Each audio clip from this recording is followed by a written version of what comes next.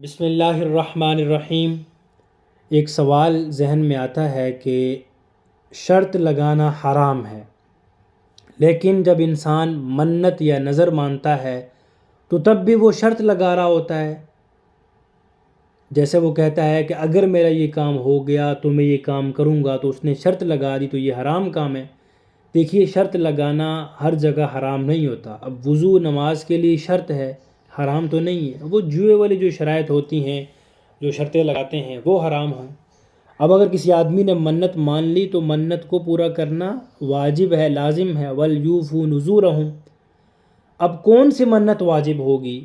دیکھیں، جو عبادات مقصودہ ہیں ان کی منت ماننا جائز ہے اور وہ واجب ہو جاتے ہیں۔ جیسے کوئی انسان کہتا ہے میرا یہ کام ہو گیا تو میں حج کر کے آؤں گا، تو یہ واجب ہو گیا۔ جو عبادات مقصودہ نہیں ہیں تو ان کی منت نہیں ہے۔ جیسے کوئی انسان یہ کہتا ہے کہ امتحان میں پاس ہو گیا تو میں 10 دفعہ وضو کروں گا، 1 مہینہ مسجد میں اذان دوں گا۔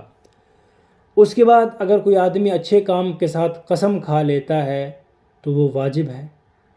اب کوئی کہتا ہے کہ میری شادی ہو گئی تو میں دعوت کھلاؤں گا، اب یہ منت نہیں ہوتی کہ میری شادی ہو گئی تو میں دعوت کھلاؤں گا، اس کو منت کے ماننا نہیں کہتے۔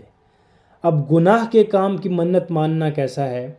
اگر کسی آدمی نے گناہ کے کام کی منت مان لی تو ایسی صورت میں منت واجب نہیں ہوگی، توبہ بھی کرنی پڑے گی۔